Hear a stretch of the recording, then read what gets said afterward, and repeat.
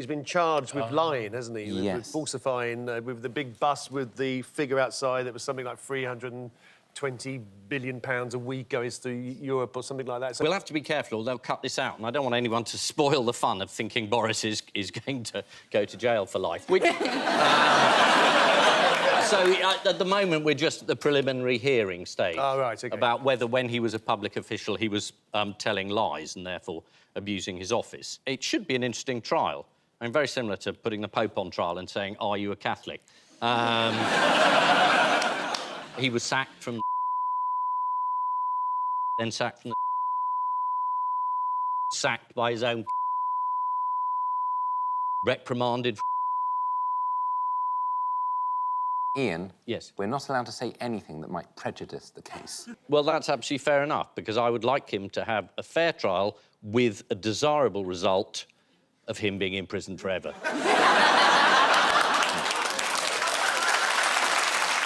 Without wishing to prejudice the outcome of the case... No, because we mustn't do that. I'm not saying he's guilty. Would you like to see Boris Johnson? Let's deal with your arguments. One of them is on the side of this bus. We sent 350 million to Europe. We don't, and you know we don't. No, we don't. You know we don't. No, Admit that that figure is grotesquely misleading at best. I won't. The true figure is 161 million, correct? No, the true figure is 350 million. In net terms, the real figure is 161. If you take out the abatement and the money that comes back, the UK money that comes back via Brussels, the figure is obviously lower. Matt Lucas is so good. So where did David Cameron decide to start pumping himself up? Where did this happen? Yes. I mean, geographically, where? was it in the Ghoul area?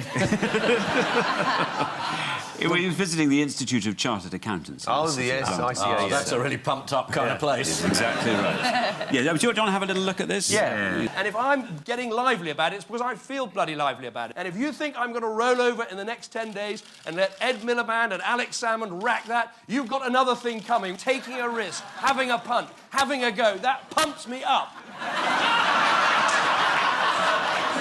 I think that passes for hysteria amongst the accountants. Yeah. As well as being bloody lively and pumped up, what else is David Cameron going to do? He's not going to put up taxes. He's not going to put up taxes. It's more than that, But how is he going to ensure he's going to does? pass By an a act law of Parliament to stop people like himself putting up taxes? It's the most pathetic gesture I've ever seen. Saying, look, I can't be trusted not to just whack up income tax as soon as I get in, so I'm going to pass a law to stop me. Income tax, VAT and national insurance, yeah. You know, in any government that comes in, historically, the first thing they do is they put up taxes, because they have to. And it's the only year you can do it where you're not worried about the election. So taxes will go up. He'll have to find some other ones. Or break the law and be arrested. Or maybe he knows he's not getting in anyway. Oh, the Kent police. George Osborne was very good on this in 2009, when because Brown was talking about passing legislation. Yeah, Gordon Brown outlawed child poverty. Yeah. Gone. Thank God for that. Don't have to worry about that anymore. It's against the law. No, it's finished. The low point of the media coverage this week, I think, was the analysis of Samantha Cameron's feet. In various newspapers where there was a shot of her with her shoes off, and there were big close-ups, and all the experts were coming in to describe... There's thought a slight yellowing of the toenails. Definitely a yellowing, and could have been how caused... high heels were damaging her feet. Was it in the Daily Mail? Was it saying Labour poisons Sam's feet? Which football team does David Cameron support? Aston Villa. Well, he doesn't really know, does he? And he claimed to be an Aston Villa supporter, but then he said this in a speech. Where you can support Man United, the Windies and Team GB all at the same time. Of course, I'd rather you supported West Ham.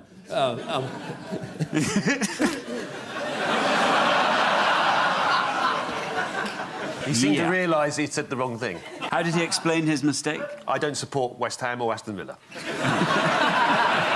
I'm no interested in football. We played rugger where I come from. But a lot of people watch football, so I pretended to have an interest in it in order to gain their votes.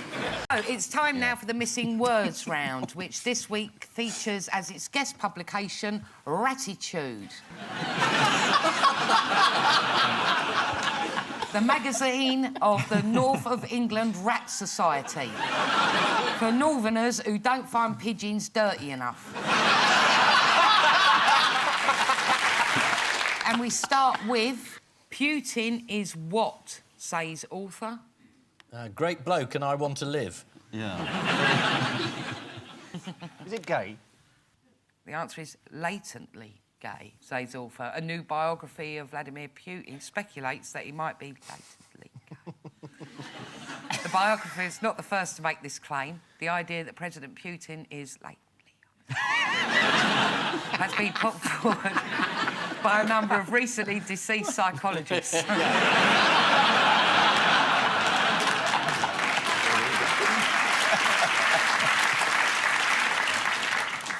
Next, chimps take what? Is it the fucking piss? The answer is chimps take their owners to court. No, they don't. This is the story of a court case in New York in which 4 chimpanzees are seeking to be recognised as humans.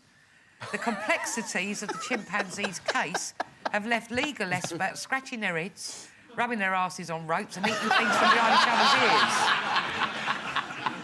ears. Next, from a rat PR point of view, what was very negative? The bubonic plague. No, it's the name Red-Eyed Devil. Next, Chinese girl had what in her ear? British Prime Minister talking patronisingly. Got a flower to it. It was a fully grown dandelion. A doctor tried to remove it by blowing, but all that happened was he found out it was 3 o'clock. Yeah, no, it was extraordinary. I mean, I thought it'd be terribly boring, like most conference speeches, but it was just fabulous. And I know a lot of people who are probably nicer than me felt very sorry for her. But I thought it was very, very funny. It's a bad sign when a cough suite goes down better than you do.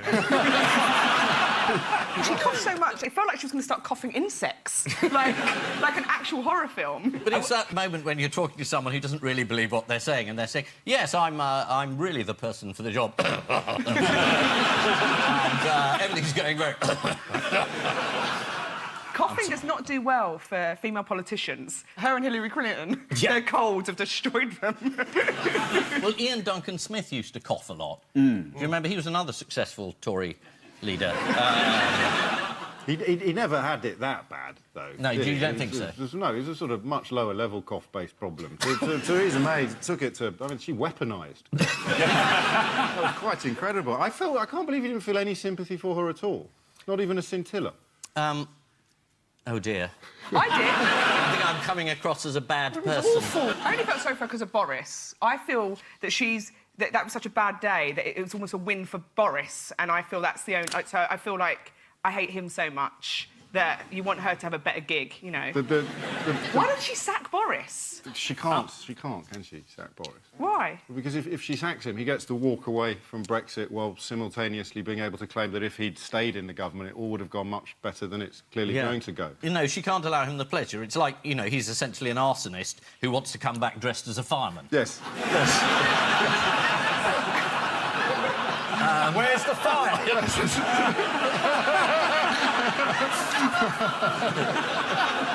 There was one of her... I mean, she's been accused of being robotic, so one of the Conservative backbenchers today was making the rounds in a TV studio saying she's made of very strong metal, which I thought was... Well, people say that at a certain point, the Prime Minister runs out of luck. It just happens to you when everything's going wrong. Yeah. It's like the end. It's like the complete end. She's not so much as occupying the office of Prime Minister as haunting it. I mean, again, it's difficult to make up, but the first letter is F, so it's an F off. An F off. 15% of respondents to a YouGov poll said that the speech had gone well. 15, there's no way that could just be the cabinet. 15% of people. 15% of people watched that and thought, yes, that's gone rather well. Which makes you wonder what it would take to lower that number from 15%. She could have stood there and melted like the witch at the end of The Wizard of Oz, as she said. 12% think it went rather well. She's a puddle on the floor. 10% still think it's gone rather well. It's 15%. Are you sure that isn't just members of the Labour Party? What lie did Boris Johnson tell Robert Peston? Was this the 350 million again? Linked? On the NHS? Linked. Did he say it would be Oh, reconsidered? He said it was in the manifesto. Yeah. Did she say it at the manifesto launch? No. Not only did he lie, but he actually cheated as well, because he looked at Peston's notes in the hope of finding out what the question was going to be, and he was caught. I didn't know what cheating you were referring to there. You've suddenly adopted the character of a northern housewife. Oh! Have you heard about... Well, no surprise to me. He was rinsing out his own gloves last Saturday. We haven't talked about Labour very much, so to head off any accusations of bias... Are you leaving now to be replaced? The next round will be hosted by Michael Portillo. Come on, we can have a train round. When it comes to Labour's manifesto promises, how did Shadow Foreign Secretary Emily Thornberry muddy the waters? Was this Trident? Yep. She said there'd be a review, and the review might include scrapping it. Was that the problem? And do you know who contradicted her and said it was Labour's policy to keep Trident? Shadow Defence? The Shadow Defence Secretary, that's right. This was Nia Griffiths, the Shadow Defence Secretary. Emily is not the Shadow Defence Secretary, I am. You're doing it again! I don't know who that man was. She was in the pub on Saturday, but it wasn't her husband, I'll tell you that much. I know full well he's got a job in Peterborough. Has anything happened? Well, she's been to Brussels, and everything has changed. Every week. People say, oh, we missed Brexit Day, March the 29th. It's not happened. But if you listen to what they're saying in Brussels, they're saying, well, actually, we might give you another extension and we can still have a Brexit Day. And there are some people there who think, well, let's have it every year, every single March the 29th. Theresa May or somebody like her will trot off to Brussels and say, we'll have another 12-month extension. Yeah. And Brexit will still definitely be happening, but we'll just sort of... Yeah. You know. And we could tell everyone we've left and then just not mention it again. Exactly. But Halloween, you know, is the next cut-off. Is Do you think that was a joke by the Europeans? It was a very good good joke. I think it was a joke. But you've got Tory MPs going around saying, oh, well, we must dress up as something for Halloween, you know. How about as MPs? Well...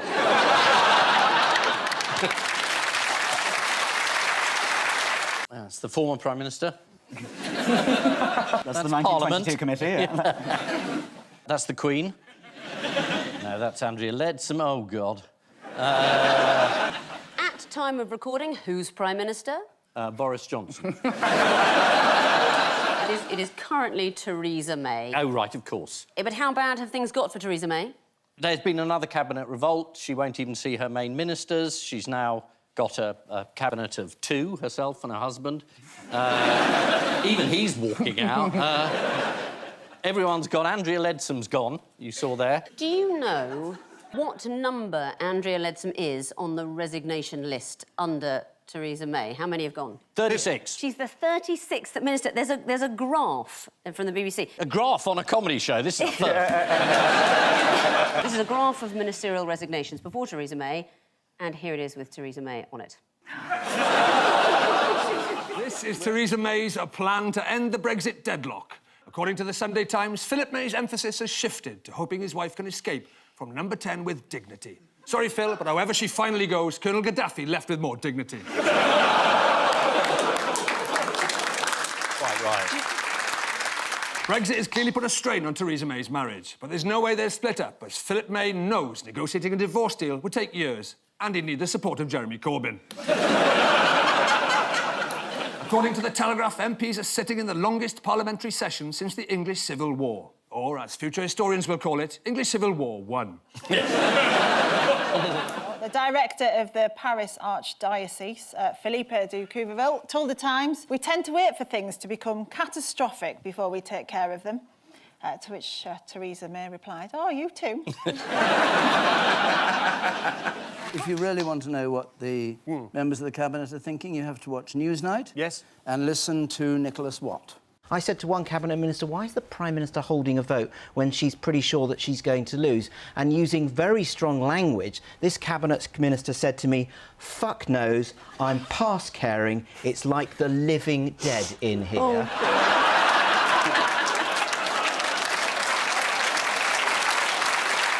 Following a tense meeting of the 1922 committee, evidence emerges as to who ate Sir Graham Brady's donut.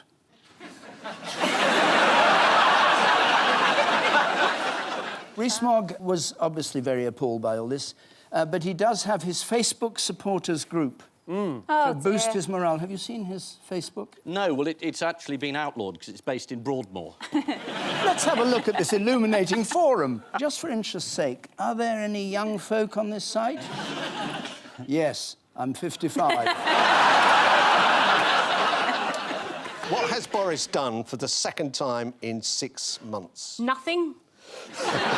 Gone home in the same direction? Finally, 72-year-old becomes the oldest competitor in what? Young Conservatives leadership. So this is the news that scientists have released the first ever picture of a black hole. Theresa May's very excited about this because it's a whole new entity out there with which we might do a trade deal in due course. And she's just glad there's another despairing vortex sucking in all human life and light, and from which there is no escape. So as the good ship Theresa sinks slowly beneath the waves, who are the latest Tories to thrust themselves forward? Oh, I don't like that expression. I don't think anybody in the Tory party can thrust. I don't think they've got their own hips. I think everyone who's been elected ever as a Tory thinks I could do a better job than Theresa May. I mean, they're not wrong. I think you have to have a photo shoot in your kitchen to get into the race. Yes. This is James Brokenshire. Here he is, with his Meg. Oh, that is a lovely That's kitchen. him. I know. And he's Count got the ovens, Tom. Count the ovens. 4 ovens. That we know of. There could be more. There could be more that come... It was George Eustace who quit as farming minister in February. So let's see a colleague in the Scottish Parliament's alarmingly frank assessment of him. I personally have met with Andrea Leadison, and I've had 2 meetings with George Eustace in relation to the compilations upward. Evidence emerges to show why agreeing even the most basic of trade deals has taken Liam Fox such a long time.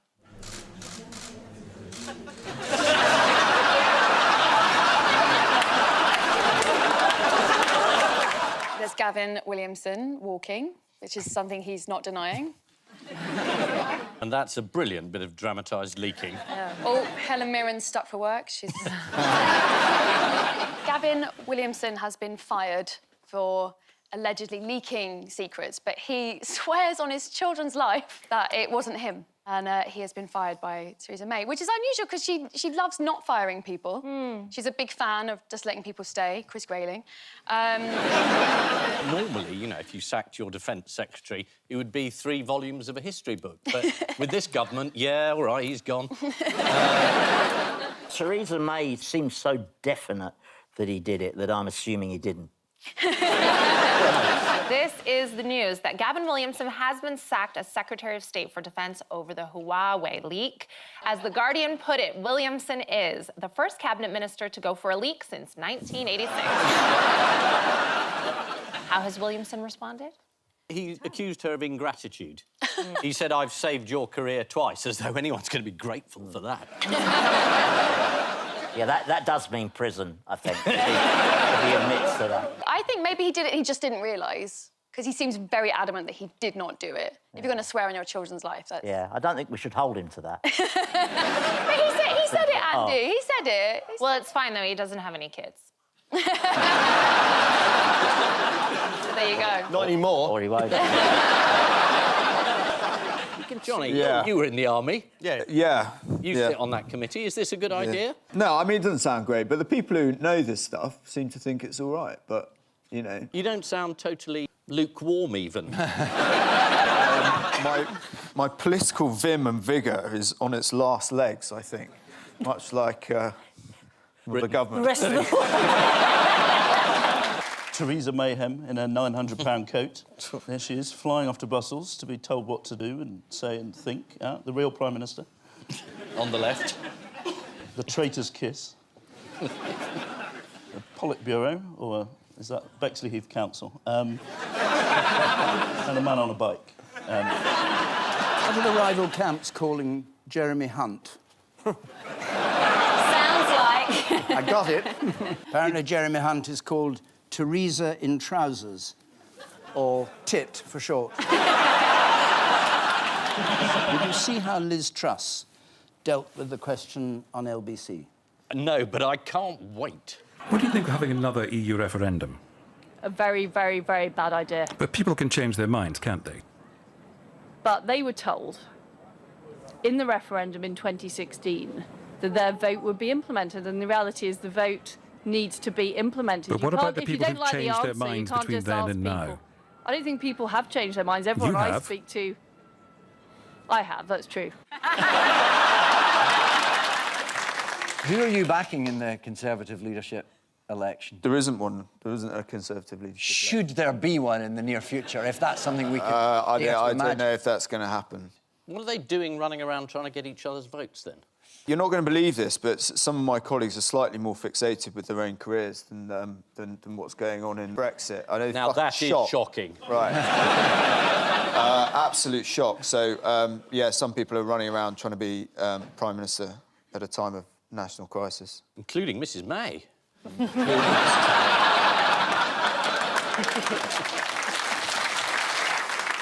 Theresa may still have support among the grassroots outside the Westminster bubble. How did you get on in Wales this week?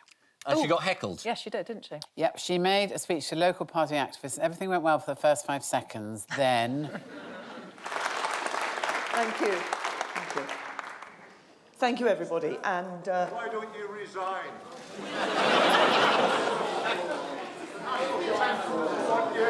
We don't want you.